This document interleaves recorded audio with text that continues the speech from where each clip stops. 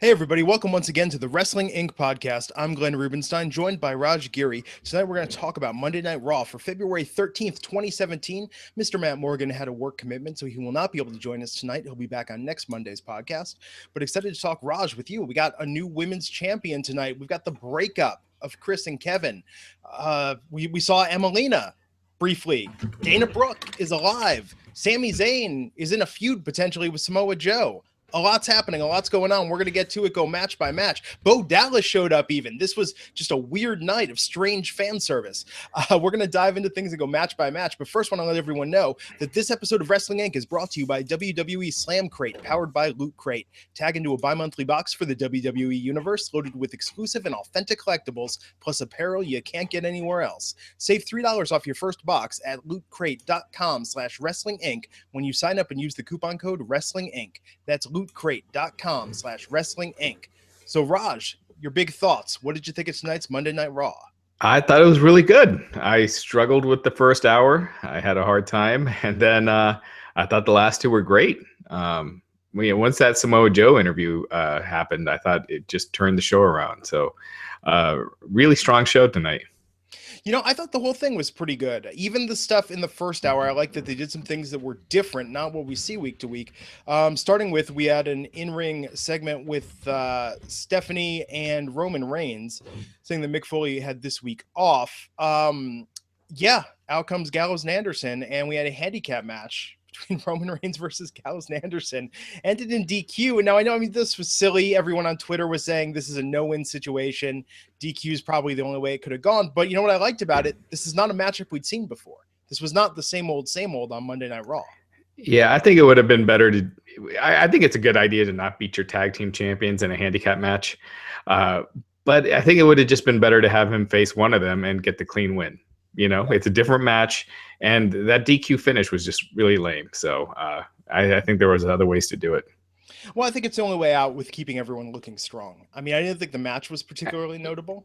I don't know. I think he can beat Carl Anderson. It doesn't really affect him. You know. Yeah, Gallows is where the credibility is yeah. for the club. You know? They beat those guys all the time. So yeah.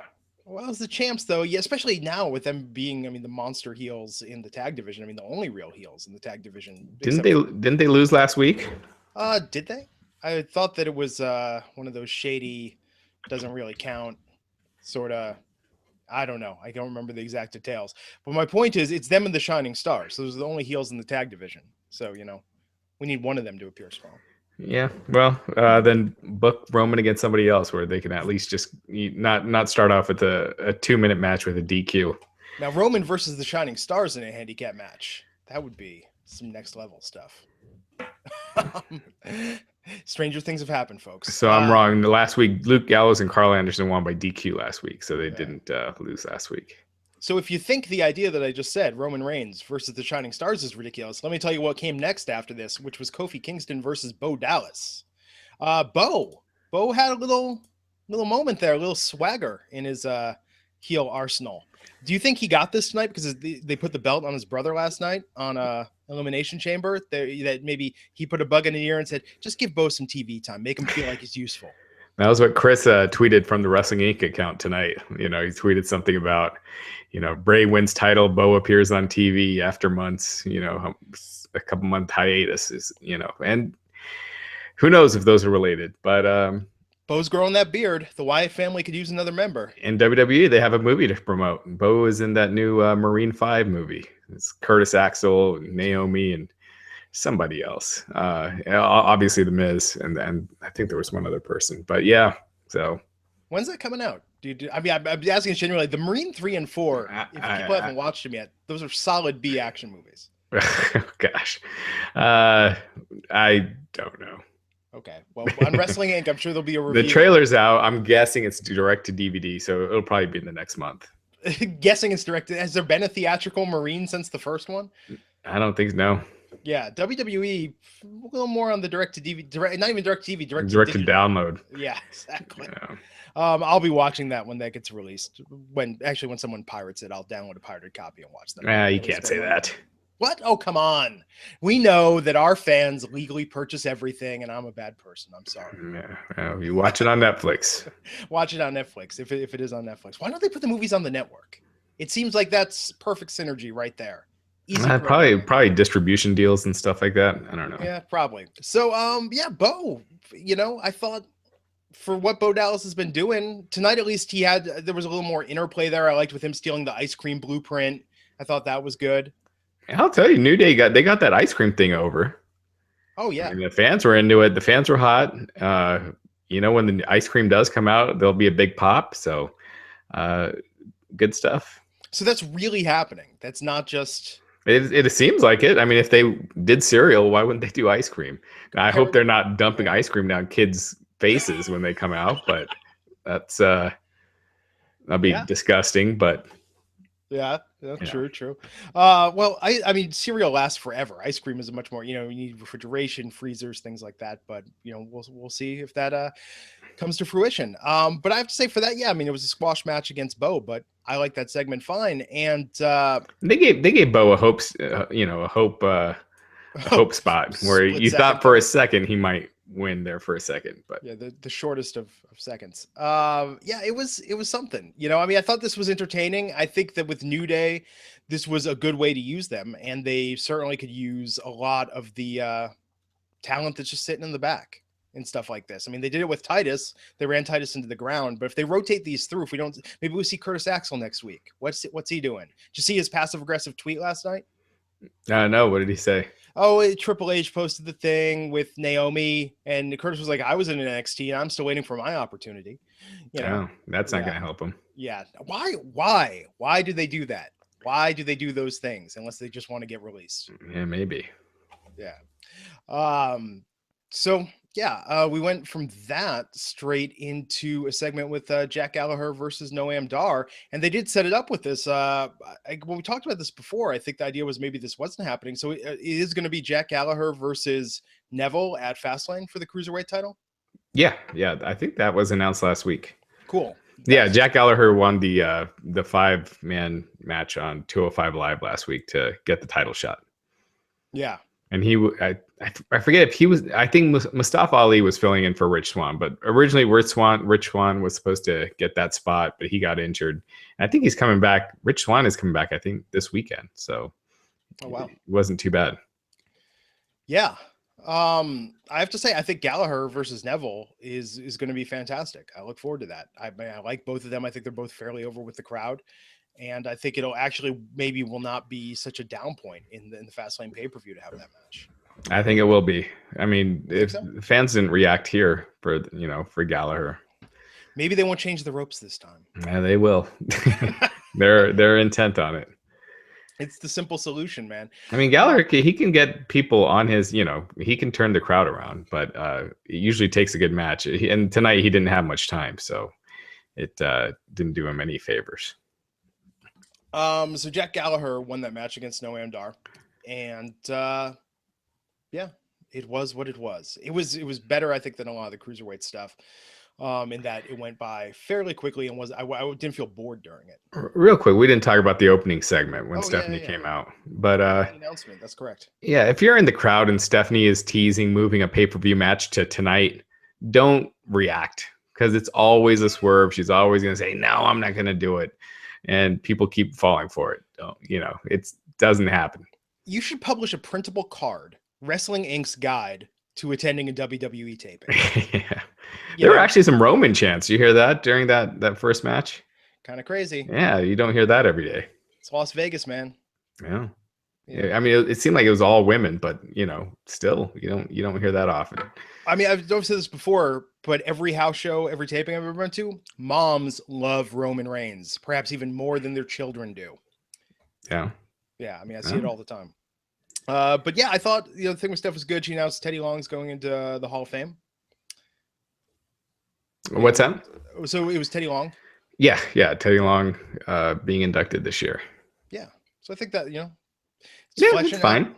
Yeah, it's good. It's fine. Yeah, it's not. At this point, when you get to this point in the Hall of Fame, just kind of like, and the next one will be like, oh yeah, him. Well, you got DDP, you got Rick Rude, so you got some big names coming. But I think you'll probably want to hold those off until after Fastlane when you're getting a little closer to Mania. Yeah. And you kind of want to spread out the big names. If someone's pointing out that it was Tony Nese that Mustafa Ali filled in for, not Rich Swann. So I stand corrected. Yeah. So if people are asking to enjoy the show, someone made a joke that I seemed a little off tonight. And let me tell you, I'm off in the sense that tonight, one, the breakup of Chris and Kevin was legitimately a surprise and kind of, I mean, a real turn for those of us that enjoyed their camaraderie and friendship. But two, I mean, even the fact Gilbert showed up tonight. Tonight was a night of surprises for the observant, dedicated viewer. You know, I don't feel if casuals got a lot out of this tonight, but I feel like those of us that pay attention or even follow the continuity of things, there was a lot of stuff that we haven't seen in a while, which was cool tonight. I mean, I like that. I like being surprised by Monday Night Raw. Yeah, I think the last 2 hours a casual would definitely enjoy. It was, it moved along well. It was really entertaining, and yeah, I mean, we'll get to that once we get past some of this other stuff. So speaking of some other stuff, okay, so Samoa Joe was riding in a limo. Whoa. Emmalina. Yeah, that's next. That's after the limo thing. Just saying the tease. Oh, gotcha. Together. But then after that, yes, it was said it was going to happen, and it happened for 10 seconds that Emmalina came out and then said, now you've seen Emmalina. Now we're going to watch the transition of Emmalina back to Emma, and then turned around and left, and nothing more was said about it the rest of the night. It's, what happened. It's the creative came up with this idea of, we had Emma. She was, doing this goofy dance, had this girl next door look. Let's have her come back super hot. And then when it came time, they had no idea what to do with it. And so here you go. That was it. Now I'm glad that I watched this episode of Raw tonight live. A lot of stuff happened, but tonight, SmackDown was doing a house show in Oakland. I could have gone, thought about going at the last minute, thought about missing the podcast. And I said, oh no, Raj and Matt will give me a really hard time if Emmalina actually debuts and I wasn't there. I was off at this. So I was like, Emmalina, I'm betting on that and staying home tonight. Now, as far as Emmalina goes, I was not satisfied in all that I wanted that segment to be, but Raw more than made up with it, more than made up for it in other ways. So no, that was crap. Oh, absolutely. Yeah, I mean, all they had to do was just have someone in the ring. You hit Emmalina's music or whatever, and she comes out and wrestles. You don't have to overthink it too much sometimes. So give her something. But that tonight was, I mean, Raj, that wasn't just crap. That was like creative, like shoving crap in the fans' faces tonight. Anyone who was looking forward to that. 17, and they acknowledged 17 weeks in the making. I like that too, that they acknowledged how long they've carried this on. Yeah. That was bad. So then, go ahead. Yeah, but how long do you think? How long do you think till? Do you think that it's going to be another 17 weeks till we see the return? No, I think next week she'll come out and be herself and kind of back to her old outfit and everything. That is just certainly. I mean, I can't think of the last time that they just wasted this much of a buildup that no one was excited for in the first place for a completely unsatisfying payoff. Yeah, I mean, some stuff starts out weird, right? Like, Bob, hey, how long they build up Curtis Hawkins? Yeah, I mean, like Bob Backlund and Darren Young, that started off kind of lame, but that was actually awesome once they started doing it in the ring. It was never awesome. I loved it once they did it in the ring. I loved it when Bob would take his shirt off and get old man crazy. Like that to me was entertaining. It was cringeworthy. By WWE standards or by mainstream entertainment standards? By mainstream entertainment standards, sure. But do I need to remind you of a little segment called The Old Day that aired a couple months ago? Hey, that was cringe. That was cringe. I don't think anyone liked The Old Day, so I don't know if if you could bring that up. That was probably the worst. If there was a Slammy for worst segment of 2016, that was probably it. Yeah. So after that, after Emmalina, that was the turning point, as it were. We got a backstage interview with Charlie interviewing Bayley, and then after that, Chris Jericho and Kevin Owens backstage teasing the Festival of Friendship. So I'm thinking about this now. Do you think that what happened during that segment, Triple H saying he needed to talk to Kevin for a second, I mean, do you think there's some continuity in that, or what do you think that was about? I was wondering the same thing. I mean, I think that's just puts Triple H in too much stuff. So I don't think so. But Triple H helped Kevin Owens win, so I think it was just a little nod to that. So I mean, I think that was it. I don't think it's really going anywhere. Yeah. So they tease the Festival of Friendship. We come back from that, and Braun Strowman versus Mark Henry, with Braun Strowman pulling off I thought a very credible win. I thought this was great to see the two big guys going against each other. And next week we're going to get Braun versus Big Show. Yeah. Well, they should have been doing that, and I would have liked a little more of a build for Big Show, and maybe there will be. Maybe it sets up a match at. Oh, it can't set up a match at Fastlane. He's facing Roman Reigns, but yeah, I think they did the little angle with Braun and Big Show a few weeks ago in Raw, so it didn't really go anywhere. So here we have it. So yeah, that'll be cool. Well, I think with Big Show they've set it up to the point. I mean, I don't think it's ever going to. Do you think that would ever be a pay-per-view level match? I just feel like Big Show, they trot him out, as is. I mean, now Big Show versus Shaq, clearly that's something that's going to sell a lot of buys for WrestleMania. But no, Braun already body slammed him out of the Royal Rumble, so I don't think there's much in the way of doing a pay-per-view out of it. But I think this is coming at a good time. I think that it would have literally been like Braun hitting a brick wall if, a month into his heel run, they would have put him against a Mark Henry or Big Show and had him defeat them. I think now it's maybe not a month. I think it's fine now. I mean, he's over now, so it just builds on it. So yeah, you want to give him names to beat heading into Fastlane, and you don't want him squashing Sami every week, so. It gives them some big guys to beat while heading into Fastlane. So I think it's good. And to remind you of what's coming up at Fastlane, Roman Reigns comes in at the end, and they have a confrontation. Right. It's still, I mean, maybe it's not that I don't see it, but it's just. So who do you think wins that match, or do you think that will be like interference by the Undertaker to set up Reigns' whole thing? No, I think Roman wins it. Yeah. I think he's been losing a lot too lately, so that's usually a sign. Yeah. Or being left beaten down. But we'll see how the next couple of weeks of the build are. But I'm guessing it's Reigns. Yeah. So then we have the backstage segment setting up Cesaro and Sheamus and their conflict with Enzo and Big Cass. We'd have the match later in the show between Cesaro and Enzo. But after that, sit down interview with Samoa Joe. So what were your thoughts about that whole segment? I thought this was great. It seemed very believable. It was very natural. It didn't seem forced. It didn't seem like he was reading from a script. I thought this was the best backstage interview they've done, and I can't remember when. So for me, this was the turning point of the show. I thought from here, the show was great. And so yeah, I thought it felt very natural, and Joe came across as just very badass, very intimidating, which is exactly what you want him to be. Very articulate. And I mean, using some 25-cent words there. This was not your typical, like, I'm just going to break it down for you in lowest common denominator speak. I thought it was nice. It was nice that they're establishing him fully. Yeah, no, I thought it was great. Yeah.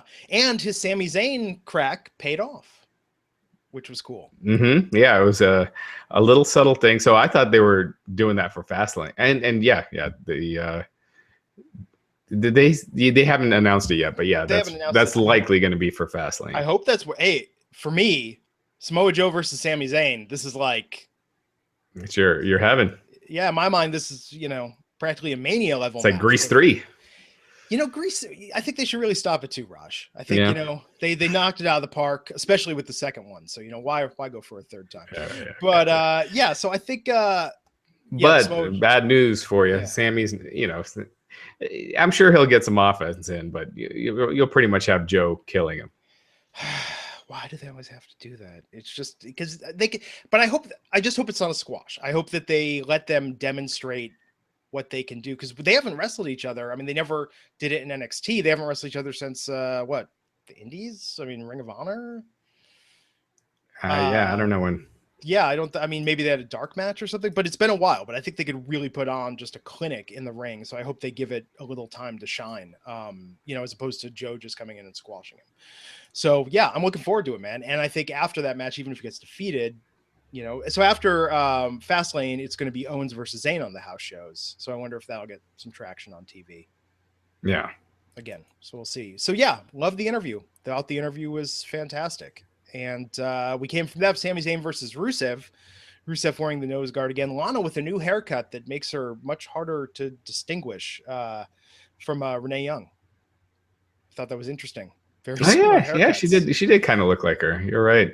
Yeah. But no, Rusev, man, something about that nose guard is just creepy. It was creepy when Cody was wearing it.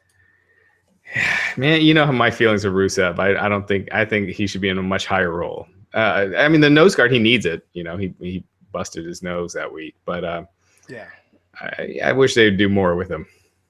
Yeah, I thought the match was good tonight. I thought it was solid. No, it was really good, and Sami winning, it made sense for where they're going. Great promo after. It's just too bad that Rusev's becoming the setup guy for for guys wrestling on the pay-per-view. Yeah, I still go back to that, though. We got to ask Matt about that next week. That thing. So how does Rusev feel when someone like Joe comes in who's kind of a similar type? When a guy of a similar type comes in, do you feel like, oh, man, now that slot's, there's more competition for it. Now that's taken. It kicks Rusev back a little bit. Because, I mean, it seemed like, with the U.S. title and stuff, he was getting upper mid-card. Well, that's how it goes in WWE. You'll be being pushed pretty well for a while. I mean, look at AJ Styles. He's been like almost forgotten since the Rumble. I think he hasn't won yet, on TV. I mean, it's only been a couple weeks, but they've definitely cooled him off. Yeah. So Sami cutting the promo after, of course, got interrupted by Joe, who smashed him all over the place, smashed him into the big screen back near the entranceway. So I thought. We got to talk. This segment was awesome. The painting, the statue. Oh, no. I was referring to Sami, to Samoa Joe. Oh, I'm sorry. Sami. I thought you were talking about the Festival of Friendship, Raj, could be its entire own podcast. Gotcha. Oh, man. Sorry. Yeah, sorry. No. You can't give everything right away. All right. I was looking at some of these questions. All right. My bad. I know. To the point where believe me, I wanted to come on this thing and just be like, oh, let's talk about Festival of Friendship, Bayley and Emmalina. Bam, podcast done. That's all we need to do. But yeah, we go through this match by match. There's an order of things. And then when I forget things, Raj says, hey, let's go back to that thing you forgot. Right. And it's always an awkward moment. So after that, we had Charlotte warming up backstage, saw a nice video package on Teddy Long, and then Akira Tozawa versus Arya Daivari. And yeah, I thought this match was okay, but man, talk about being placed in between just an awkward spot in the bill, right? It's like this was between the Sami Rusev match and the Joe run in and the Festival of Friendship. It's like, oh yeah, there was a Cruiserweight match in between those. Yeah, and this was pretty much nothing. I wasn't really.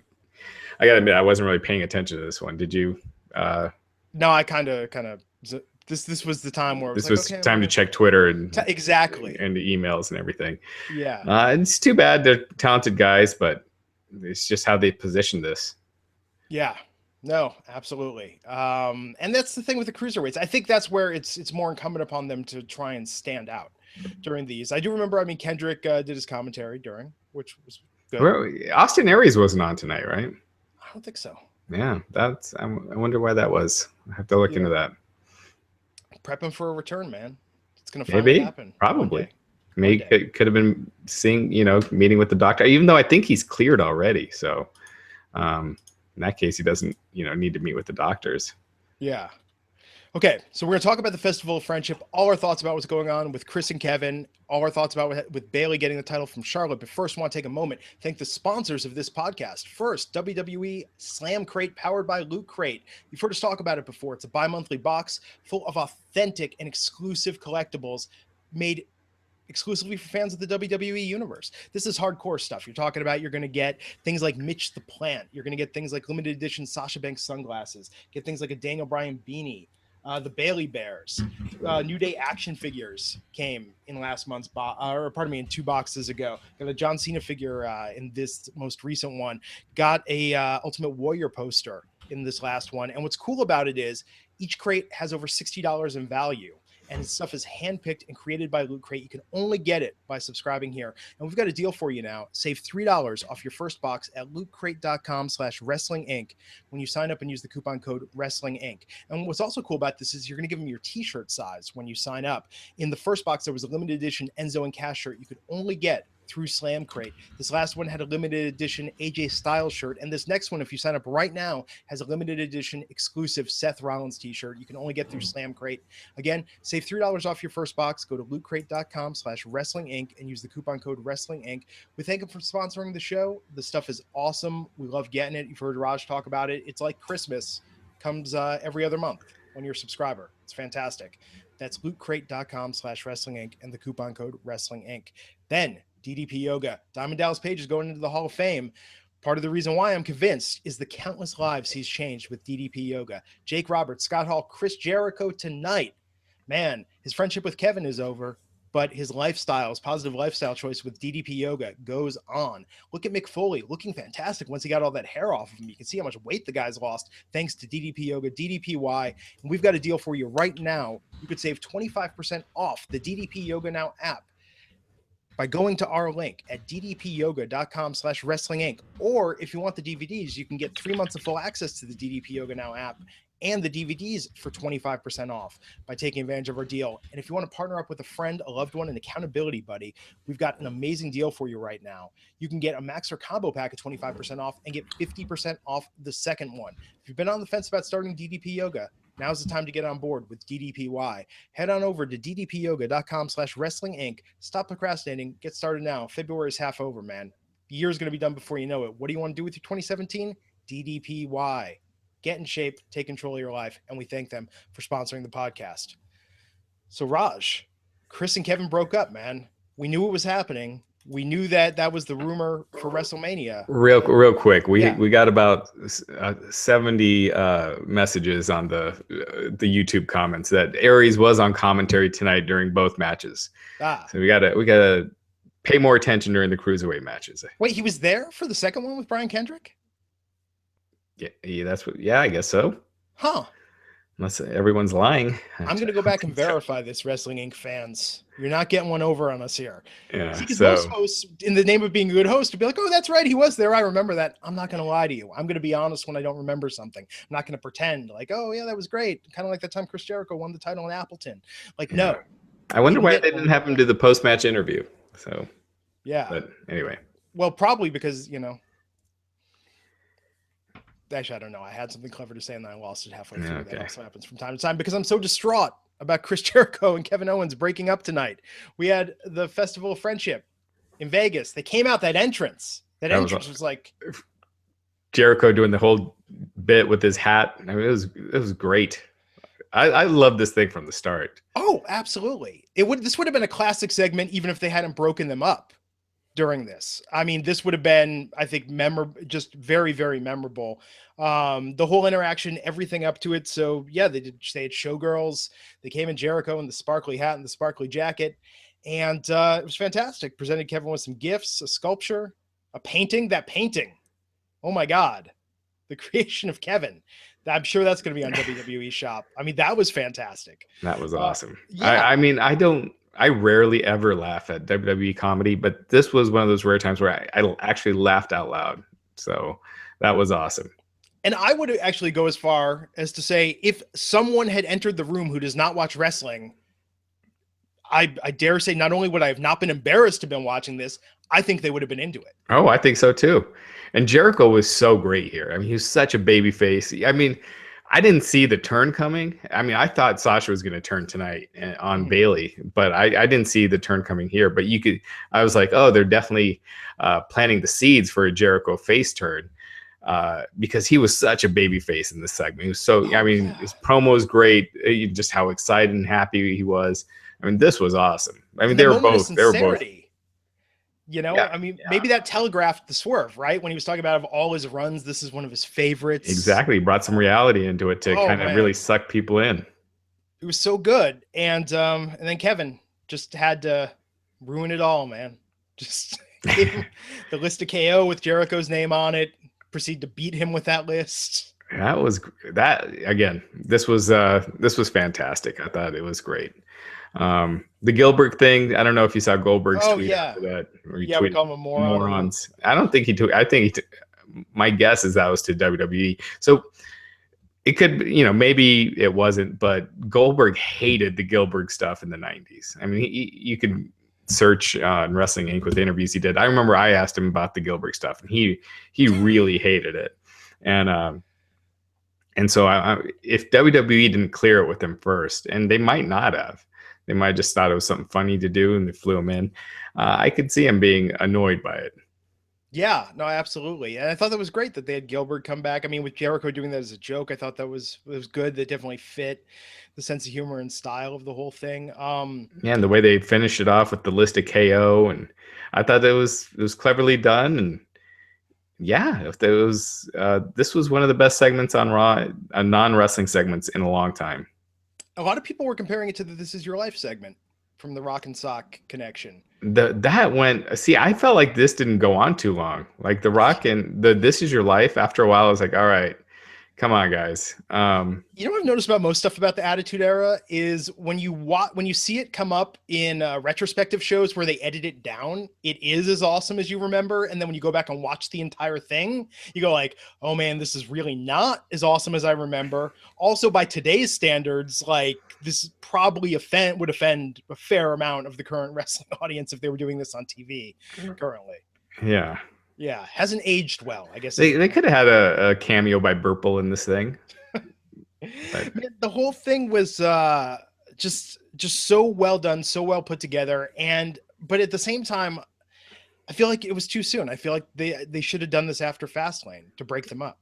I think they have an idea in mind, so this worked fine with me because I think almost Fastlane would have been too predictable. And plus, I don't think you want Jericho necessarily interfering to help Owens, to help Goldberg win.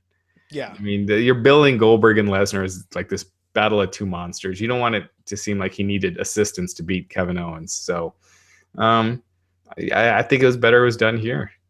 What do you think this is going to mean for Owens' character? It seems like so much of how he's evolved in what he's done with more of his humor and whatnot has been due to these segments with Chris. I mean, do you think this is going to go back to just more heel Owens prize fighter like we saw when he originally came on the roster? I hope so. That's what it seemed like. I mean, that was the most vicious he's looked in, a year. Yeah. Yeah, I thought, I think, then you start coming across too many people with that character because you got Lesnar and Samoa Joe as well. But still, I think it's a step in the right direction for Owens because as much as he's been, in the main event spot, he hasn't been like the top guy, if you know what I mean. Like, it's always who he's facing that determines if it's, the main event or not. It's kind of like, I don't know. I don't want to say it's like a begrudging champion, but it's kind of like with Dean Ambrose. It was sort of this feeling of like, well, okay, you'll do for the time being.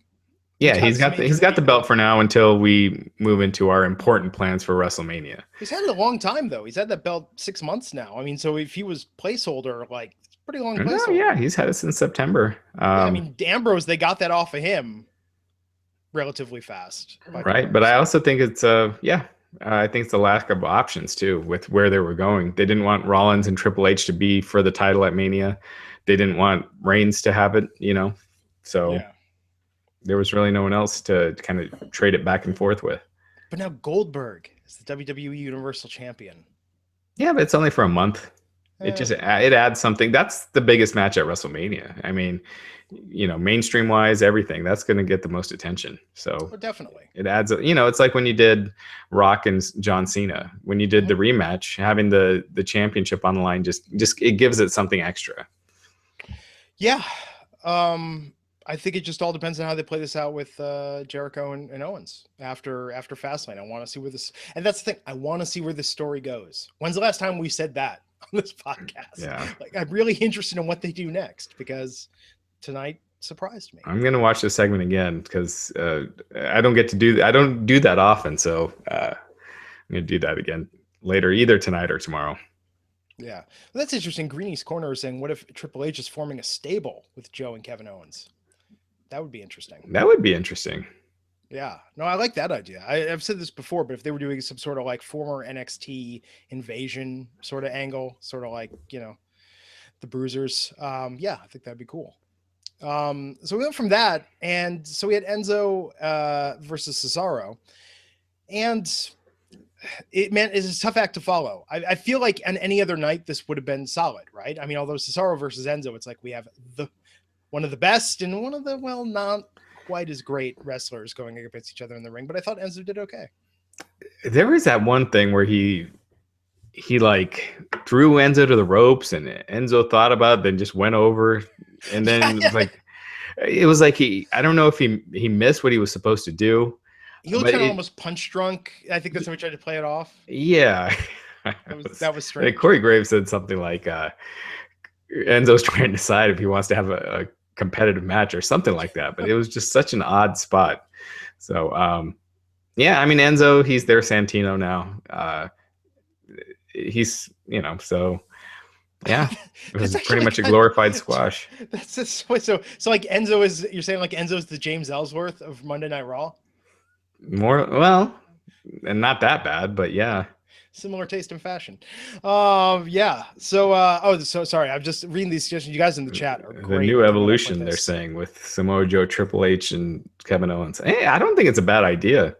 I think you should have another guy in there as well. No, Gruss is saying the new stable for Triple H is Joe, Kevin Owens, and the Revival. That would be something. That would be something. Hey, it would get me interested. Yeah, absolutely. Although, man, then Gallows and Anderson got to be like, what don't we have that they have? Like, why can't we ever just get this opportunity?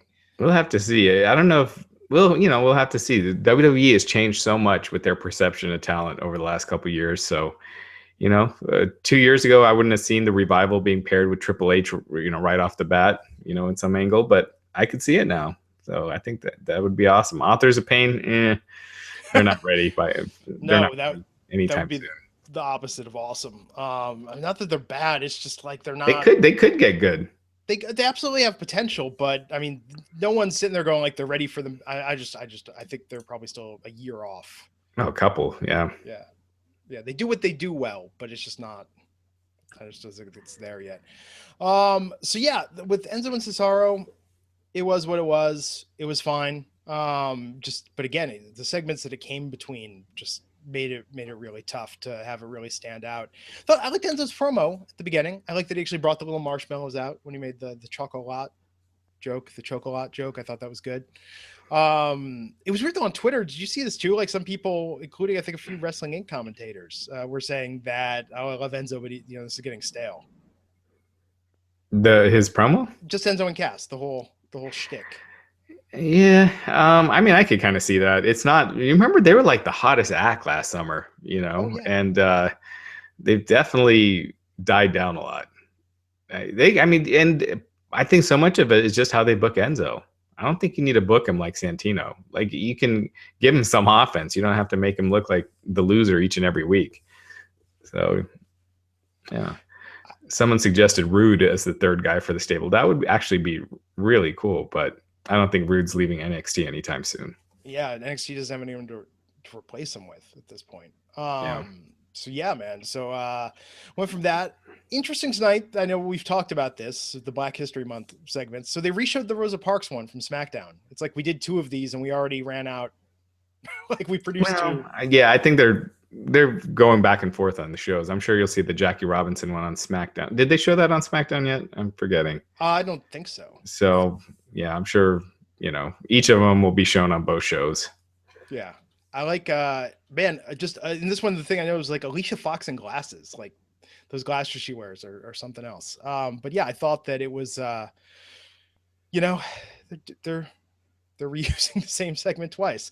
I mean, they haven't done. So I did look this up on the network, or I noticed this on the network, because Raj, your criticism of this was they weren't focusing on the African-American in-ring talent the WWE has had. And I did notice on the network, full tab Black History Month with, I mean, it was more than a dozen videos. Yeah, but there's a difference between having it somewhere, in the network as opposed to, being shown to 3.5 million people. For a second, myself and other people on Twitter suspected was like, well, they showed the Teddy Long video package. Maybe they feel like, that's a twofer this week. Yeah. But no, they did the Rosa one. I mean, it's just the problem is it always comes across like a kid reading a book report. Yeah, no, that's exactly what it comes across. Not just the WWE, any of these type of segments, and any medium. And I think, especially people, Rosa Parks, huge influence, Jackie Robinson, major influence on sports, having people that are legitimately sports fans, regardless of their race, talking about them, as opposed to having all your African-American talent reading off a script, which is kind of the same script. They just had each person read a separate spot. It just comes across as a hokey. Well, or pandering, in a way. I don't know. If there's any African Americans in our chat, let me know if you guys liked it or thought it was kind of offensive, or not offensive, but right intentions, but awkward execution. I think things like this are just always so tough, though. I mean, I don't know how you feel about it whenever someone does it, like, with an ethnic group, when you're in the position of identifying with it. I feel like whenever I see things about like Jewish history and the Holocaust, or anything that touches upon that, to me it always feels kind of like, oh man, here we go again with this. I mean, it's good that it's recognized, but I feel like it's kind of like the Susan G. Komen thing. I get what they're doing by bringing awareness to it, but it's this idea that like philanthropy or inclusion is the new PR. And I mean, I think it's great when the WWE donates money to causes that are important. I think it's great when they raise awareness, but I feel like sometimes they try and co-opt causes for their own advancement. To an extent, I agree with to an extent, when they overdo it with Susan B. Komen and things like that, I agree. Scarecrow, he's making my point exactly. It comes off like none of the white people in the company care about it. And that's how sometimes I get the feeling when they only show the African-American athletes in these videos. So anyway, but I like the pieces they've done in years past on like Ernie Ladd and Junkyard Dog. Just do a cool video package on them, and that's it. You show their contributions to the business, and especially when it was much harder to be an African American wrestler back then. So yeah, I think those are way more genuine. Yeah, no, I agree.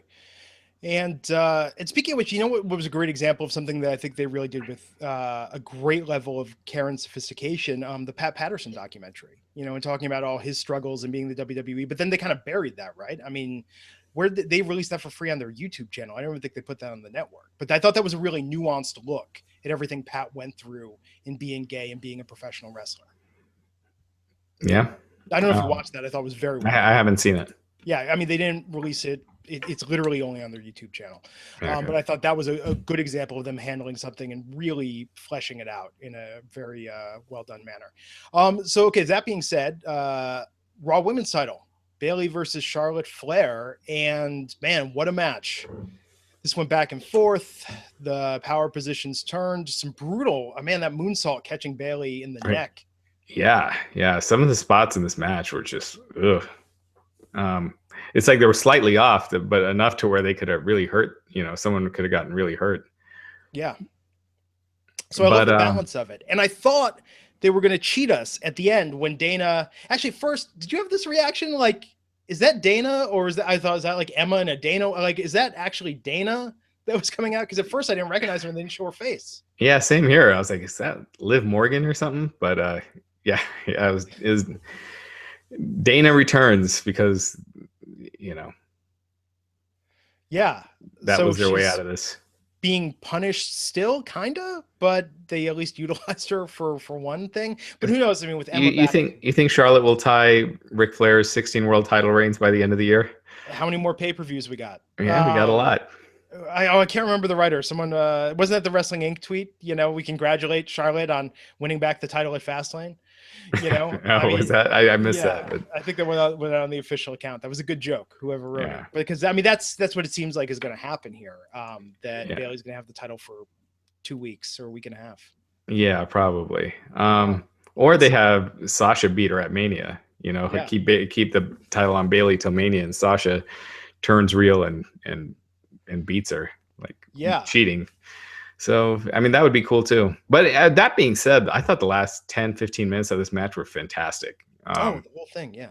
Yeah, it really, had you going. I think even if you aren't into Bayley, you're probably rooting for her by the end.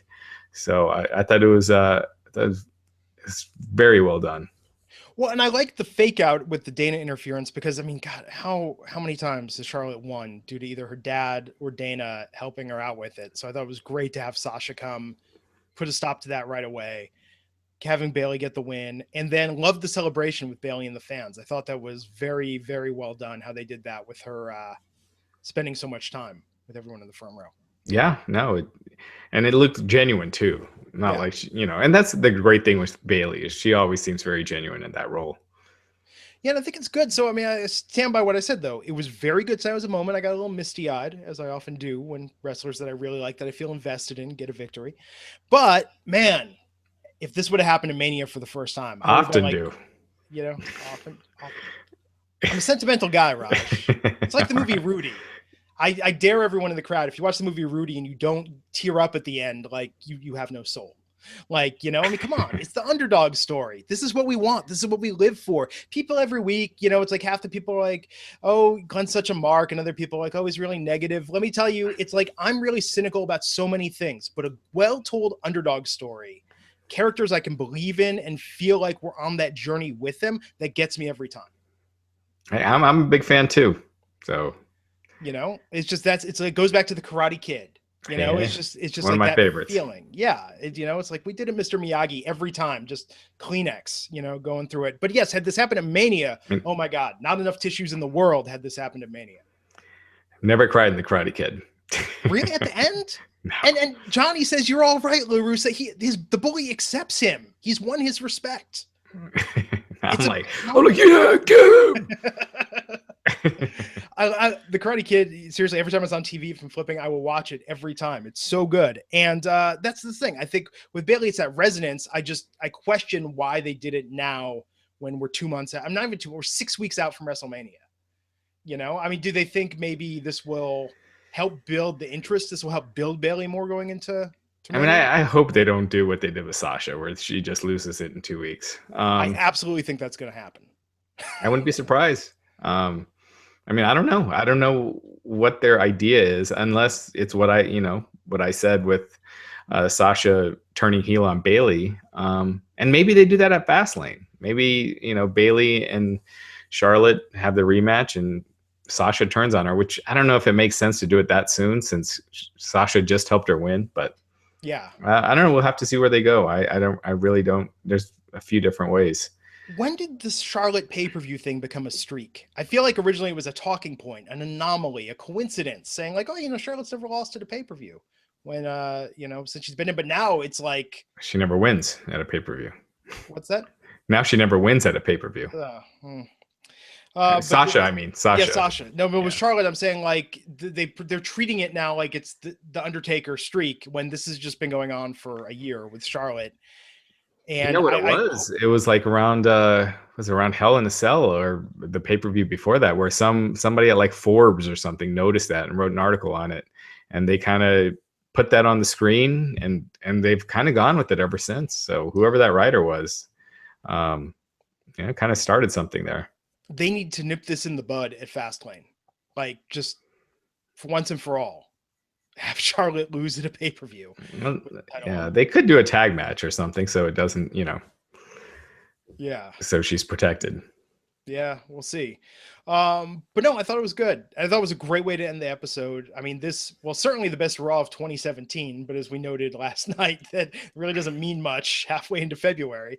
But I mean, this is the best. I mean, I'm trying to think what was the best Raw before this? When Goldberg came back? That was back in October. Maybe. I'm trying to think. Like, I can't remember the last time we were this high on an episode of Raw. Yeah, I'm big props to Jericho. I mean, he's a genius. So he just made that segment work so well. So yeah, I can't remember. I mean, there have been some good ones, but yeah, if you cut this down to 2 hours and took out and And look, I'm not dogging on the cruiserweights when I say this. I'm dogging on the cruiserweights on Raw. They're given like 3 minutes. They can't have good matches because they're given no time. So it's pretty much kind of a waste of time. I enjoy watching 205 Live. I think those matches are excellent because they're given time and everything. But on Raw, it's just kind of a waste. So if you cut out the cruiserweight segments and the Emmalina stuff, it was an awesome 2-hour show if you watch the Hulu version. Even the Emmalina version on sort of a meta art level, I respect what they did. That it was so just like mind-numbingly frustrating. But with the cruiserweights, also the point, and I think we have to come back to this, having both witnessed it live, they purposefully kill any interest or momentum the crowd has by doing those rope changes there. Yeah, so the crowd's never hot for it, which means the audience at home, it's like they need that sometimes, that energy. Yeah, it's like, I don't know. It's kind of like they're like, all right, now we're gonna have a special attraction for the kid. I don't know. It's just it just puts something in your mind when they start doing that. That's the non-important stuff is happening right now because nothing really important happens there.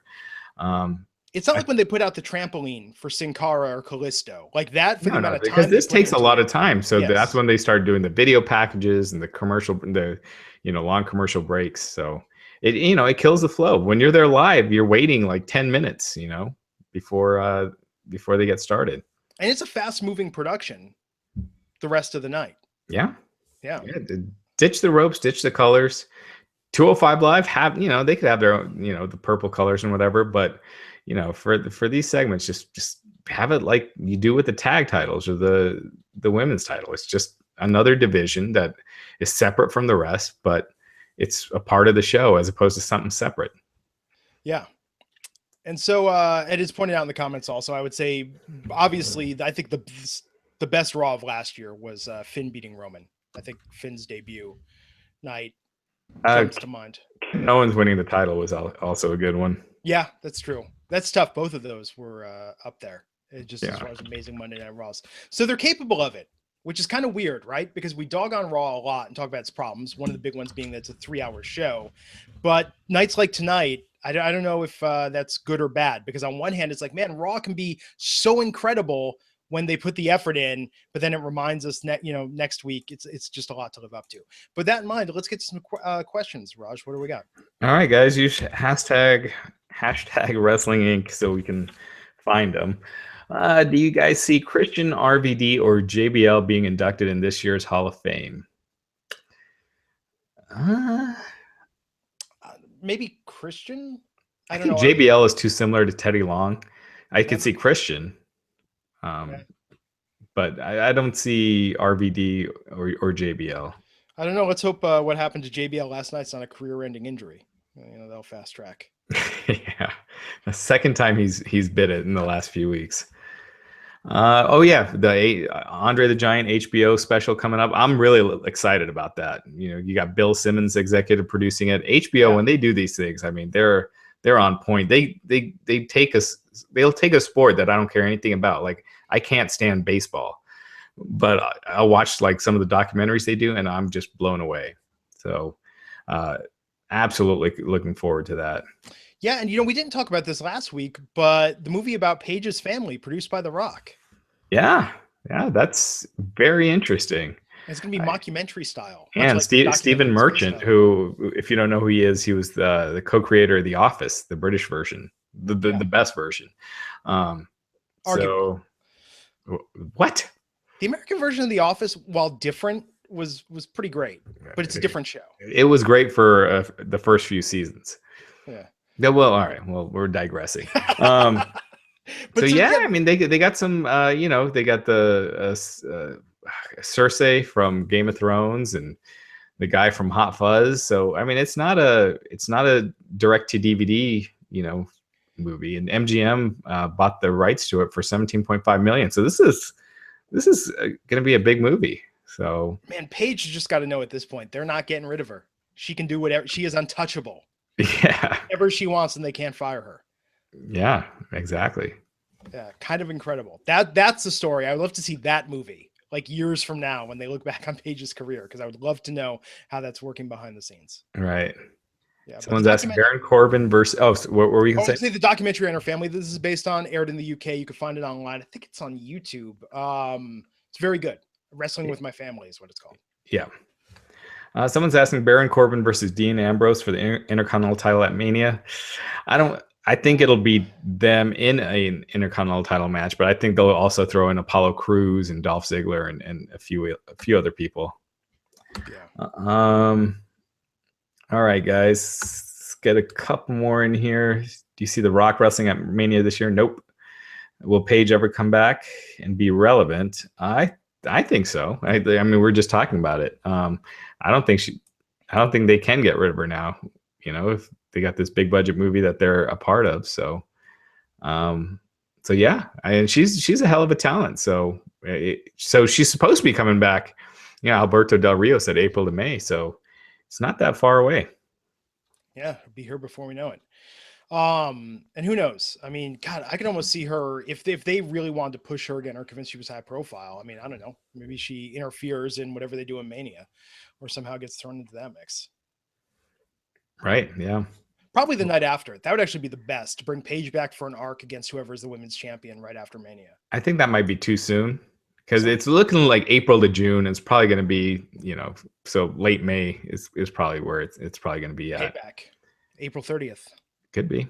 Or the Raw the night after.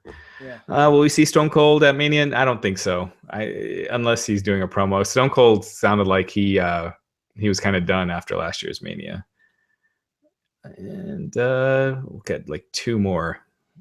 Do you think giving Goldberg the title will be asinine as having Batista win the Rumble? Nope, because they got a huge match, you know, lined up with Lesnar that, you know, the amount of attention that match got was more than any other match that WWE's done, you know, since probably Lesnar and Taker at Mania. Yeah, I think it'll be big. I wonder if that interest is already, because we've seen it so many times now. I wonder how it's going to be the third time. Yeah. Yeah, we'll see. I mean, it all comes down to the last month, but as long as they don't screw anything up, and they're not going to give these guys long promos that's going to take the interest out of it. So I think they should do fine. Oh, someone's asking about Eva Marie. So she posted all that stuff on social media, meeting with agents. I forget which agency it was, but is she Eva Marie done with the WWE? No, she's still under contract. So whether or not they'll use her again, it's not really looking like it right now. Yeah, I don't even know. I mean, I don't know how they use her at this point in a way that's remotely effective. Yeah, she's not training. She's not at the performance center. So I think it's 60-40 that we don't see her in WWE as a wrestler, at least. Yeah. Brock squash Goldberg at Mania. I'm guessing it'll probably be more, you know, pretty heavily in Brock's favor. I don't think it'll be a squash, but I think it'll be a decisive victory for Brock. Yeah. Man, so tomorrow night SmackDown. Bray Wyatt as the champion. Raj and I will be back here Wednesday, 12 noon Eastern, to discuss everything that happens on SmackDown Live. The reign of Bray Wyatt as WWE World Heavyweight Champion. Kind of crazy. Anything else we should touch upon before? Yeah, they announced John Cena versus Bray Wyatt tomorrow night. That's big. Wow, that is big.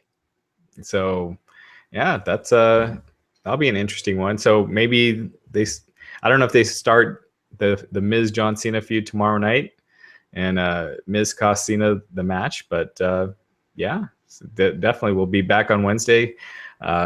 Please keep sending us your questions. Sorry that I know there's a bunch we weren't able to get to, but we'll try to get to a bunch more on Wednesday. Man, so the Miz, and I love those segments promoting Fist Fight tonight with the Miz and Maurice and Ice Cube and Charlie Day. But forget the whole proposal angle at WrestleMania. I have to say, Miz versus Cena now, with where they're both at in their careers, especially where the Miz is at, I'm really stoked for that. I think that'll be a really good build-up. Except that they had Cena pin him at the Elimination Chamber last night like he was nothing. Well, Miz took some people out first, but we'll but still, if you're building Miz versus Cena, it should be Miz pinning Cena, you know, to you because people already don't think that that Miz can beat Cena, even though he did at Mania years ago. But, you know, Cena's the one coming very strong, so it would have made more sense for Miz to be the one to take him out. Well, we'll see what happens tomorrow night. And we'll be back on Wednesday to discuss it. Matt Morgan will be back here next Monday night to discuss Monday Night Raw for next week. And then, yeah, man, Fastlane will be here before we know it. So, everyone, if you like the show, subscribe, leave us a rating or review on YouTube or iTunes. And until next time, everyone, follow Raj and me on Twitter. You can find both our handles in the show notes. And we'll see you back here on the Wrestling Inc. podcast. Take care.